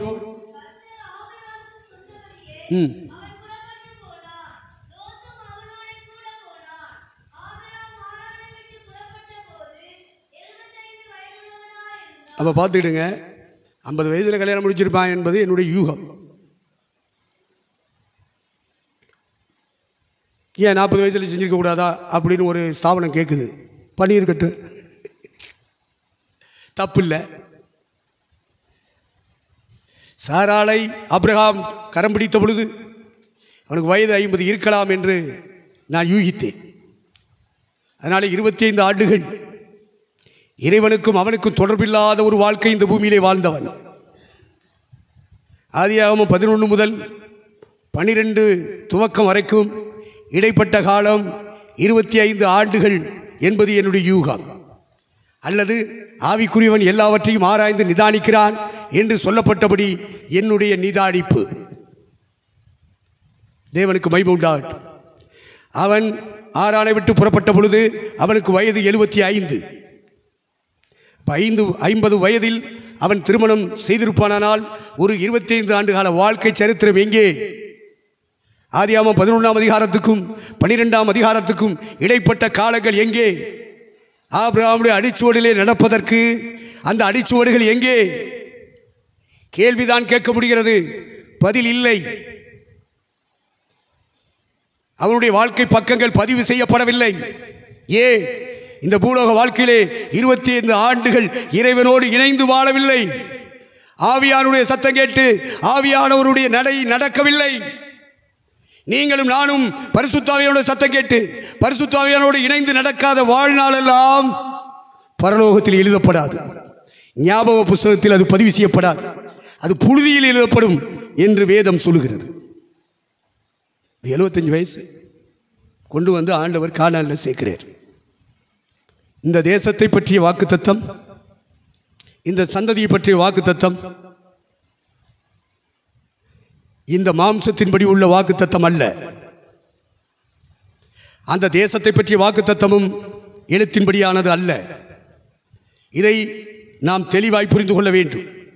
எல்லாரும் மாம்சத்தை சுட்டி காண்பிப்பார்கள். எழுத்தின்படி உள்ள இந்த இஸ்ரவேல் தேசம்தான் அந்த கானான் என்று சொல்லுவார்கள். சொல்லுவது தப்பில்லை. தற்காலமான ஒரு ஆசீர்வாதம், நித்திய கால ஆசீர்வாதம் என்று இறைவன் பிரிக்கிறார். இந்த தற்கால ஆசீர்வாதத்தை சிலர் இறுக பிடித்துக் கொள்கிறார்கள். நித்திய கால ஆசீர்வாதத்தை ஆவிக்குரியவன் இறுக பிடித்துக் கொள்ளுவான். எபிரேயருக்கு எழுதிய நிருபம் 11ஆம் அதிகாரத்திலே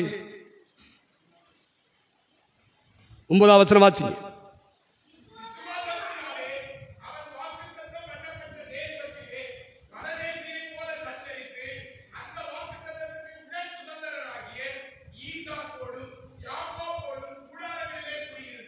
அப்போ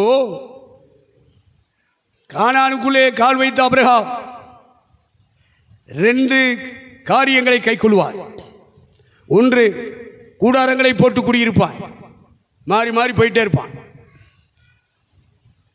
இரண்டாவது, எங்கே குடியிருக்கிறானோ அங்கெல்லாம் பலிபீடம் கட்டி தேவனை ஆராதிப்பார். இந்த ரெண்டும் விசுவாச நடை, ஆவியின் நடை.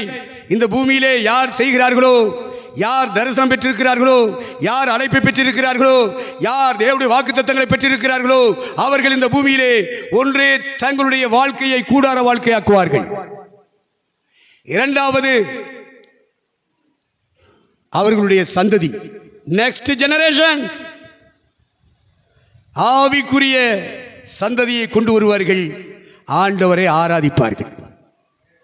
வாழ்க்கையில் ஒன்று கூடாரம் போடுவான், எங்கே போனாலும் கூடாரம் போடுவான், எங்கே போனாலும் பலிபீடம் கிட்ட ஆராதிப்பான். இந்த பலிபீட வாழ்க்கை, அதாவது ஆராதனை வாழ்க்கை, துதி ஸ்தோத்திரம் பாடல் ஆராதனை என்பது அவனை விட்டு பிரியாத ஒரு வாழ்க்கை. எங்கே போனாலும் பலிபீடம் கட்டுவான். அப்படின்னா தேவனோடு தொடர்பு கொள்வதற்கான ஒரு இடம் பலிபீடம். அது துதியும் ஸ்தோத்திரமும் ஆராதனையுமாக இருக்கும். அது பலிபீட வாழ்க்கை. கூடார வாழ்க்கை,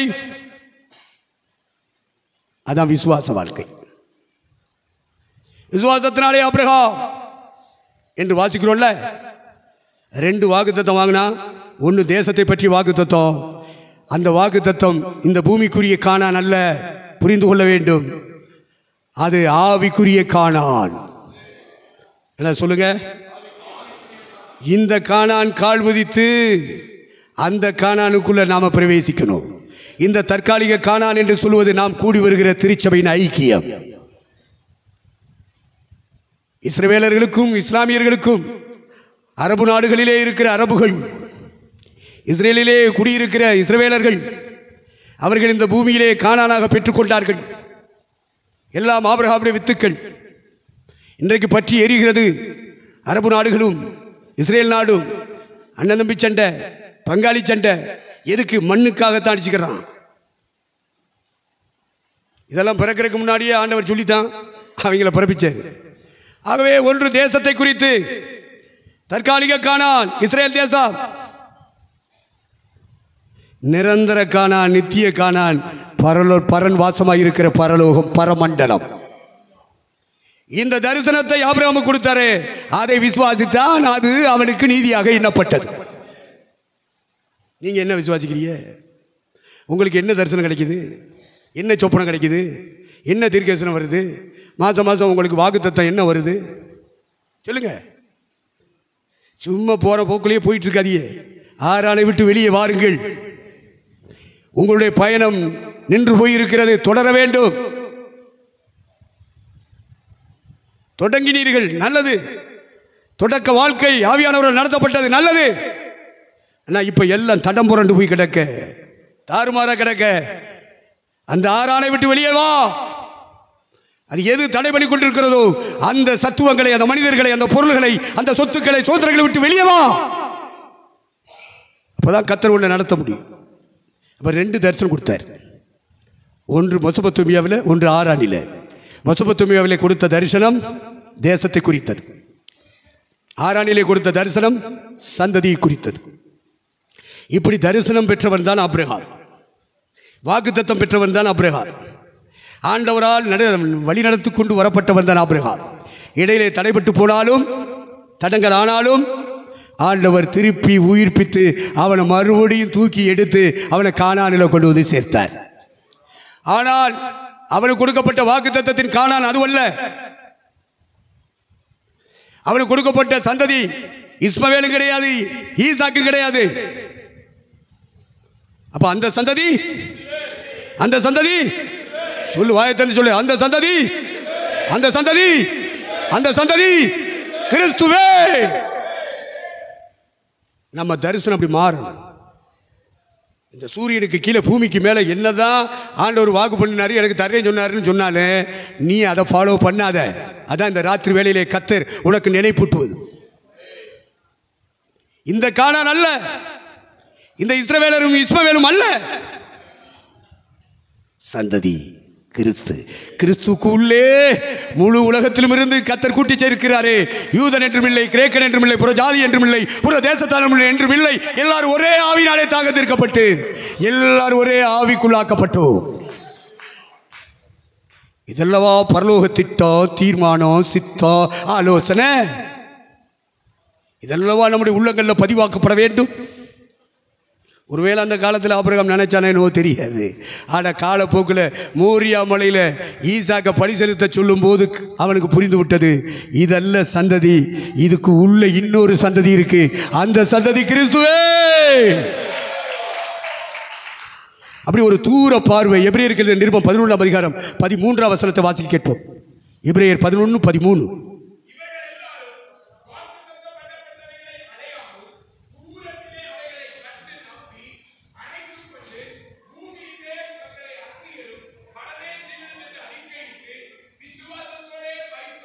அடுத்து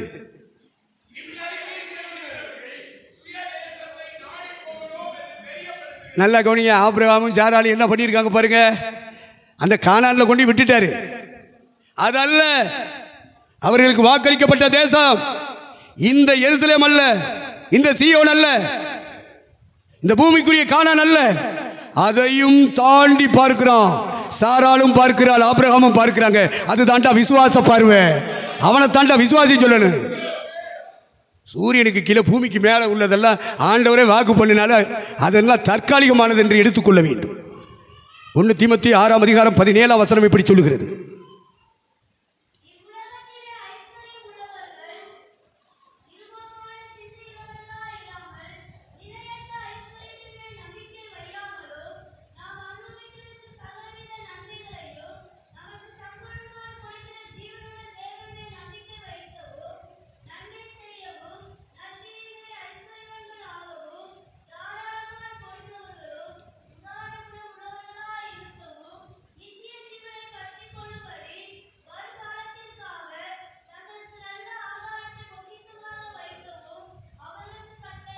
இதுதான் கட்டளை. கமாண்ட் பண்ணுறதே இதுதான் கட்டளையாக. படைத்தலைவன் சொல்லுகிற கட்டளை. கீழே இருக்கிற ஜோல்சர் அத்தனை பேரும், அத்தனை படை வீரர்களும் வீராங்கனைகளும் அப்படியே கீழ்ப்படியணும். ஆமென் என்று சொல்லணும். தேவனுக்கு மகிமை உண்டாட்டும். உனக்குள்ள வேற ஆவி இருந்தால் அது ஆமீன் சொல்லாது. அதுதான் அசுத்தாவி. அந்த ஆவிதான் உன்னை கைதட்ட வைக்கிறது, பார்த்து பேச சொல்றது. தரிசனம். சுய தேசத்தை நாடி போகிறோம் என்று ஆபிரகாம் அறிக்கையிட்டானே, சாராள் அறிக்கையிட்டாலே, அது என்ன சுய தேசம்? அதை கானான்ல கொண்டு வந்து விட்டாச்சு.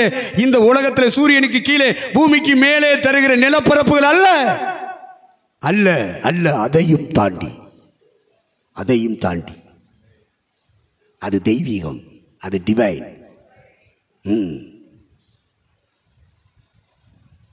அவனுடைய பார்வை பதிந்தது பரம கானான். கீழே வசனங்கள் அப்படி சொல்லுகிறது. அவர்கள் திரும்பி போக சமயம் கிடைத்ததே. ஏன் திரும்பி போகவில்லை? சொந்தக்காரன், பந்தக்காரன், சொக்காரன், அண்ணன், அக்கா, தங்கச்சின்னு ஏன் போல? திரும்பி போக அவர்களுக்கு சமயம் கிடைத்ததே. ஏன் போகவில்லை? அவர்களுக்கு தேவன் வாக்கு பண்ணின தேசம் பரம தேசம், அதையே அவர்கள் விரும்பினார்கள். செத்த பரலோகம் போகணும்னா அந்த சிந்தை உனக்குள்ள வரணும். இந்த பூமியில் உள்ள உறவுகளில் நீ கட்டப்படக்கூடாது. அதை விட்டு நீ வெளியே வரணும். இருக்கிற வரைக்கும் செய்கிற கடமையை செஞ்சுட்டே வா. செய்ய வேண்டிய கணத்தை செய், செய்ய வேண்டிய கடமையை செய். அடிமைப்பட்டு விடாதே. பாசத்துக்கும் நேசத்துக்கும் அடிமைப்பட்டு விடாதே. உன் முழு இருதயமும் இயேசுவுக்கு, உன் முழு மனதும் இயேசுவுக்கு, உன் சரீரத்தில் இருக்கிற முழு பலமும் இயேசுவுக்கு. நீ உழைத்தால் அது இயேசுவுக்காகத்தான் உழைக்கணும்.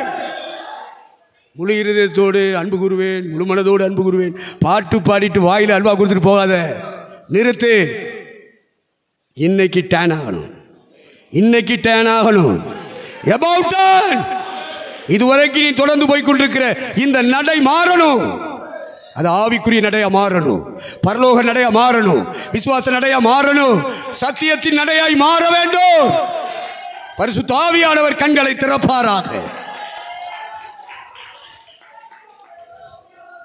ஆகவே இந்த பூமி, சூரியனுக்கு கீழே பூமிக்கு மேலே நமக்கு கர்த்தர் தந்தாலும் அது மேலே நம்பிக்கை வச்சிடாதீங்க. இந்த நிலையற்ற ஐஸ்வர்யத்தின் மேல் நம்பிக்கை வையாமலும் இருக்கும்படி அந்த சபை மக்களுக்கு, ஊழியக்காரருக்கு கட்டளையிடு. இந்த அதிகாரத்தில் நாங்கள் பேசுகிறது விட்டுட்டு வெளியே வா அப்படி. கர்த்தருக்கு ஸ்தோத்திரம். நிலையற்ற ஐஸ்வர்யம், நிலங்களாக இருக்கட்டும், கட்டடங்களாக இருக்கட்டும், வீடுகளாக இருக்கட்டும், வயல்களாக இருக்கட்டும், தோட்டங்களாக, தோப்புகளாக இருக்கட்டும், இந்த பூமியில் அதெல்லாம் நிலையற்ற ஐஸ்வர்யம்யா. அது மேலே நம்பிக்கை வைக்கிறாத. அது மேலே நம்பிக்கை வச்சுக்கிட்டு நான் பரலோகம் போவேன்னு சொன்னால் அது செத்த நம்பிக்கை. அந்த நம்பிக்கையை பிடுங்கி வீசு. யோபு சொல்லுகிறான், அந்த நம்பிக்கையை ஒரு செடியை பிடுங்கிறது போல பிடுங்கி போட்டுட்டீர். பிடுங்கினார்ல, அது மாதிரி நீ எதெல்லாம் உன் மனசு சார்ந்திருக்கோ, நம்பிக்கொண்டிருக்கோ இந்த பூமியில், அந்த பூமிக்குரிய நம்பிக்கை பிடுங்கி எரி. அதுக்குரிய இந்த இரவு, இந்த ராத்திரி, இந்த இரவு அதற்குரிய இரவு. அதற்காகத்தான் கர்த்தர் இந்த வார்த்தையை உனக்கு நேராக அனுப்பி கொண்டிருக்கிறார். மனம் திரும்பினா உனக்கு நல்லது. இல்லை நீ போன பாதையிலே போவேன்னா போயிட்டேரு.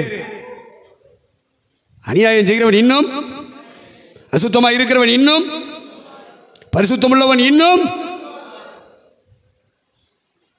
பரலோக பாதையில் நடக்கணும்னு சொன்னால் இந்த டேனிங்கில் வா. இல்லைன்னா நீ நியமித்த பாதையில் போயிட்டேரு. செத்தின நேரத்து போவ. அது மட்டும் கன்ஃபார்ம். கர்த்தருக்கு ஸ்தோத்திரம். அப்போ தேசம், இப்போ சந்ததினா யாரு? அப்போ தூரத்திலே கண்டு நம்பி அணைத்து கொண்டு இந்த பூமியிலே வாழும் காலமெல்லாம் சாகிற வரைக்கும் அவன் சொல்றான். என்ன சொல்றான்? அணைத்து கொண்டு பூமியிலே வாழ்கிற காலமெல்லாம் அந்நியரும் பரதேசியும் என்று அறிக்கை செய்து, வெறும் வாய்னால சொல்லிட்டு போகல, பேச்சை பிரசங்கத்தில் இல்லை, வாழ்ந்து காண்பித்தான். வாழ்க்கையிலே அறிக்கை செய்தவர்கள் அந்த சாராலும் ஆபிரகாமும் சுய தேசத்தை நாடி போகிறோம் என்று அறிக்கையிட்டார்களே. அந்நியரும் பரதேசியும் என்று வாயினால் அறிக்கை செய்யலப்பா, வாழ்க்கையில் அறிக்கை செய்தார்களே. தூரத்தில் கண்டதுனால சொன்னாங்க, தரிசனம் கிடைச்சதுனால சொன்னாங்க. சந்ததி என்று சொன்ன உடனே இஸ்ரவேலையும் இஸ்மவேலையும் பார்க்கல ஆபிரகாம், அவர்களையும் கடந்து ஒரு சந்ததியை பார்க்கிறார். அதுதான் கர்த்தராகிய இயேசு கிறிஸ்து. தூரத்தில் இனிமேல் வரப்போகிற அந்த சந்ததியாகிய கிறிஸ்துவை பார்த்தான். என்னாலை காண ஆசையாக இருந்தான், கண்டு கலிகூர்ந்தான். அதனாலதான் ஆபிரகாம் தன் ஒரே பேரான குமாரன் ஏகசுதன் ஈசாக்க மோரியா மலையில் பலி செலுத்தணும்னு கூட்டிட்டு போயிட்டான். கடன்னு கூட்டிட்டு போயிட்டான். ஏன்னா அவன் ஈசாக்க கடந்து, யாக்கோபை கடந்து, யூதாவை கடந்து, தாவீதை கடந்து, சிறுபாபேலை கடந்து, அந்த ஜோசப்பையும் மரியாளையும் கடந்து, மரியாளுடைய கன்னியாய் இருக்கும் போது கர்ப்பத்தில் உதிக்க போகிறாரே ஒரு சந்ததி, அதை கண்டான். தூரத்திலே இவைகளை கண்டான், நம்பினான், விசுவாசித்தான், அணைத்துக் கொண்டான். ஆகவே இந்த பூமியில வாழும் காலமெல்லாம் அந்நியரும் பரதேசியும் என்று அறிக்கையிட்டு விசுவாசத்தை காத்துக் கொண்டார்கள். நல்ல போராட்டத்தை போராடினே, ஓட்டத்தை முடித்தே, அந்த விசுவாசத்தை காத்துக்கொண்டே. மனுஷகுமாரன் வரும்போது இந்த விசுவாசத்தை காண்பாரோ?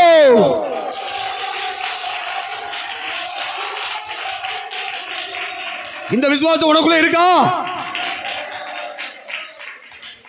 இன்னும் உனக்கு பூமிக்குரிய பற்றுதான் இருக்கு. தங்கச்சி, அம்மா, அண்ணன், இது உன் மனத்தில் இருக்கிற வரைக்கும் அது இழுத்துக்கிட்டு போகும். அங்கேதான் இழுத்துட்டு போகும். உன்னை தேவனோடு இருக்க விடாது. கர்த்தருக்கு ஸ்தோத்திரம். நாங்கள் வாழ்ந்துட்டு இருக்கோம்ல, உங்கள் கண்ணுக்கு முன்னாடி வாழ்கிறோமா இல்லையா? என் கூட இருக்கிற ஊழியக்காரன் பூரா ஆமேன்னு சொல்லி இல்லை இல்லைன்னு சொல்லு.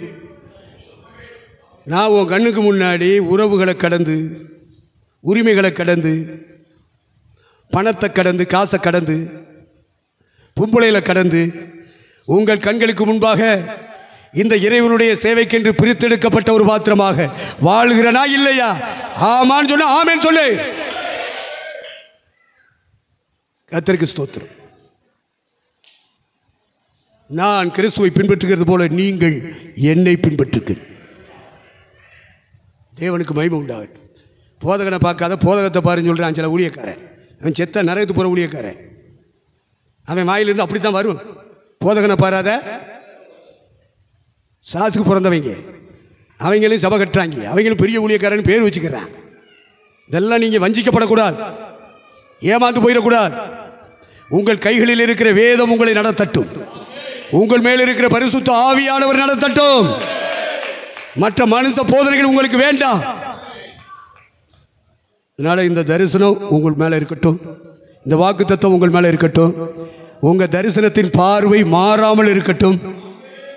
உறவுகளோ, உங்களோடு வாழ்கிற மக்களோ, உங்கள் பணமோ காசோ, உங்கள் சம்பாத்தியமோ, உங்கள் பேரோ புகழோ, உங்கள் சாதனையோ இந்த ஆவிக்குரிய பயணத்தை தடுத்து விடாதபடிக்கு ஜாக்கிரதையாக இருங்கள். உங்கள் தரிசனத்தின் பார்வை தூர பார்வையாக இருக்கட்டும்.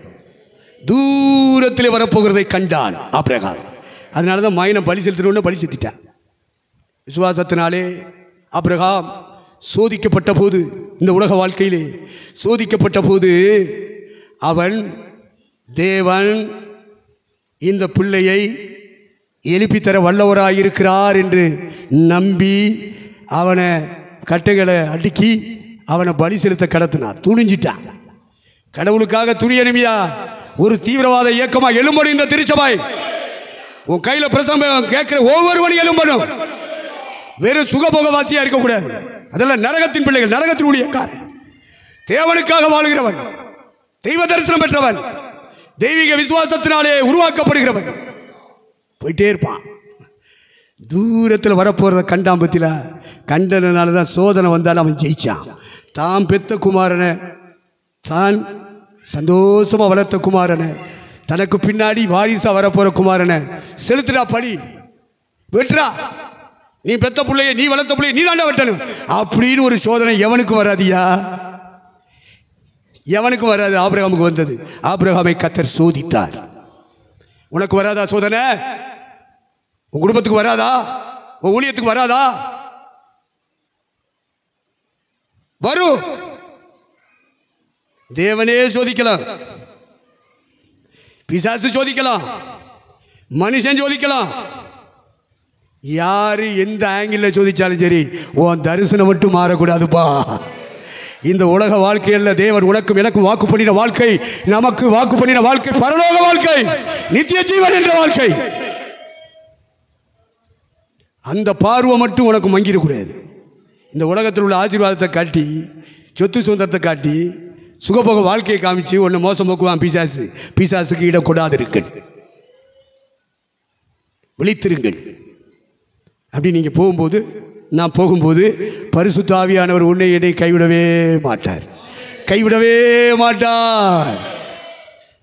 ஆபிரகாம் தூர தரிசனம் உள்ளவனாய் இந்த பூமியிலே வாழ்ந்தான். சந்ததி என்று சொன்னவுடனே மாம்சத்தின்படி பிறந்த சந்ததியை அவன் பெரிதாக எடுக்கவில்லை. கானான் என்று சொன்ன உடனே இந்த பூமியிலே இருக்கிற பூமிக்குரிய பிளாட்டை அல்ல அவன் தரிசித்தது, பரலோக அந்த நகரத்தை அவன் தரிசித்தான். அவனுக்கு ஒரு நகரத்தை ஆயத்தம் பண்ணினாரே, அந்த நகரத்துக்காக காத்திருந்தான் ஆபிரகாம். இப்போ நீங்களும் நானும் அந்த தரிசனம் இருக்கணும். என்னடா நகரம்? ஒரு தூதன் யோவானை கூட்டிகிட்டு போனானா, உனக்கு மணவாட்டியை காமிக்கிறேன், இயேசு கிறிஸ்துவனுடைய மனைவியாகிய மணவாட்டியை காமிக்கிறேன்னு ஒரு மலை மேலே தூக்கிட்டு போயிட்டான். மலையில் கொண்டு போய் வச்சுட்டு மனைவியை காமிக்கிறேன்னா, மணவாட்டியை காமிக்கிறேன்னா, காமிச்சது ஒரு நகரம். 12 விதமான ரத்தின கற்களினாலே அலங்கரிக்கப்பட்ட ஒரு மாளிகை. அந்த மாளிகை ஒரு நகரத்துக்குள் அடக்கப்படுகிறது. அந்த நகரத்திற்கு வெளிச்சம் வேண்டுவதில்லை, சூரியன் சந்திரன் நட்சத்திரங்கள் வேண்டுவதில்லை. அந்த நகரத்துக்கு வெளிச்சம் கொடுக்கும்படி தேவனாகிய கர்த்தரே வாசமாயிருப்பார். அவரோடு கூட ஆட்டுக்குட்டியானவர் வாசமாயிருப்பார். அந்த வெளிச்சத்தினால் அந்த மாளிகை பிரகாசிப்பிக்கப்பட்டு அந்த நகரம் முழுவதும் அந்த வெளிச்சம் வீசுகிறது. அப்படி ஒரு நகரத்தை காமிச்சானா யோவானுக்கு. இந்த நகரத்தை ஆபிரகாம் காலத்திலே ஆபிரகாம் தரிசித்தான் என்று சொல்லப்பட்டிருக்கிறது. அதுதானே உனக்கும் எனக்கும் வாக்களிக்கப்பட்ட வாக்குத்தத்தத்தின் நகரம், நாடு, தேசம். இதற்காக அல்லவா ஆபிரகாம் சாரால் இந்த பூலோக வாழ்க்கையிலே ஓடி முடித்தார்கள். எத்தனை சோதனை வந்தாலும் அத்தனை சோதனையும் தாண்டினாங்க. தாண்டதுக்கு பலன் கொடுப்பாரியா? உன் தரிசனம் மட்டும் அங்க வேண்டாம், பரலோக தரிசனம், பரம தரிசனம் அங்க வேண்டாம். கல்வாரி சிலுவையில் அடிக்கப்பட்டு மரித்து அடக்கம் பண்ணப்பட்டு உயிர் தெழுந்து போன இரட்சகர் இயேசு மணவாளனாய் இறங்கி வருவார். அப்படி இறங்கி வரும்போது பறக்கிற மனைவி, பறக்கிற மணவாட்டி, பறக்கிற நகரம், பறக்கிற நகர மாளிகை இந்த திருச்சபை. நகரம் இந்த திருச்சபை, மனைவி இந்த திருச்சபை, மணவாட்டி இந்த திருச்சபை. இது எடுத்துக்கொள்ளப்படும், அது பரலோகத்திலிருந்து இறங்கி வரும். அது இறங்கி வரும், எடுத்துக்கொள்ளப்படும். இதுக்குள்ள தேவன் வாசமாக இருப்பார். மனுஷனிடத்தில் தேவன் வாசம் பண்ணுவார். தேவனுக்கு மகிமை உண்டாகட்டும். ஆகவே உங்களுக்கும் எனக்கும் உள்ள தரிசனத்தை காணும்படி கர்த்தர் பிரகாசமுள்ள மனக்கண்களை தருவாராக. இந்த சூரியனுக்கு கீழே பூமிக்கு மேலே வாழ்கிற வாழ்க்கை அல்ல. இந்த பூமியிலே கடவுள் நமக்கு தருகிற ஆசீர்வாதங்கள் எல்லாம் நம்பிக்கைக்குரியது அல்ல. கர்த்தர் தான் தர்றாரு, நம்பிக்கைக்குரியது அல்ல. நம்முடைய தரிசனம் பரம தரிசனம், பரமதேசம். இந்த உலகத்தில் நமக்கு ஒரு கானான்னு சொன்னால் அது நாம் கூடி வருகிற திருச்சபை. இந்த கானான் கால் மிதித்து அந்த கானானுக்குள்ளே பிரவேசிக்கணும். ஆகவே தற்காலிகமானதை நிரந்தரமானது என்று பிடித்துக் கொள்ளாதிருங்கள். சாத்தான் பிடித்துக் கொள்ள உங்களை ஏவி விடுவான், தூண்டி விடுவான். சூரியனுக்கு கீழே பூமிக்கு மேலே இதெல்லாம் சுகபோகமாக தெரிகிறதோ அதையெல்லாம் அனுபவிக்கும்படி தூண்டி விடுவான், ஏவி விடுவான். அதையெல்லாம் உதறி தள்ளடு. கிறிஸ்துவின் உடையவர்கள் தங்கள் ஆசைகளையும் மாம்சத்தில் ஊறி ஊறி வருகிற இச்சைகளையும் சிலுவையில் அறைந்திருக்கிறார்கள். மற்றவர்களுக்கு பிரசவம் பண்ணுகிற நான் தானே ஆகாதவனாய் போகாதபடிக்கு என் சரீரத்தை ஒடுக்கி கீழ்ப்படுத்துகிறேன் சத்தியத்துக்கு, தேவ சித்தத்துக்கு, தேவ ராஜ்யத்துக்கு. தேவனுக்கு மகிமை உண்டாகட்டும். கர்த்தர் அப்படி ஆசீர்வதிக்கட்டும். நேரம் கடந்து போனதுனால நிறைவு செய்கிறேன். நம்ம எல்லாரும் எந்திரிப்போம்.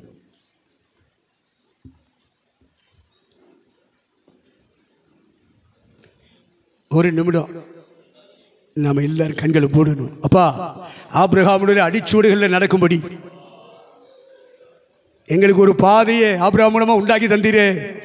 அது தரிசனத்தின் பாதையாக இருந்தது, அது தீர்க்க தரிசனத்தின் பார்வையாக இருந்தது, அது வாக்குத்தத்தத்தின் பாதையாக இருந்தது. அழைத்த தேவனோடு இணைந்து வாழ்கிற சிநேகத்தோடு வாழ்கிற வாழ்க்கையின் பாதையாக இருந்தது. அப்பா, அந்த கண்களை எங்களுக்கு தாங்கப்பா.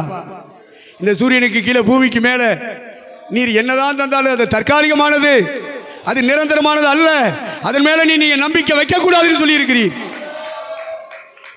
ஆனா பிசாசு அது மேல நம்பிக்கை வைக்க தூண்டுறாப்பா. நாங்க பிசாசுக்கு இடம் கொடுக்க கூடாது சாமி. அந்த பரமதேசத்தை நாங்கள் தரிசிக்கும்படியா எங்களுடைய மனக்கண்களை பிரகாசமுள்ளதாய் மாற்றுவீராக. கிறிஸ்துவுக்குள்ளே வாழ்கிற வாழ்க்கை சத்தியத்தின் வாழ்க்கை, தேவ சித்தத்தின் வாழ்க்கை, அந்த வாழ்க்கை வாழும்படி கிருபை செய்வீராக, கிருபை செய்வீராக. கிருபை கிருபை கிருபை கிருபை.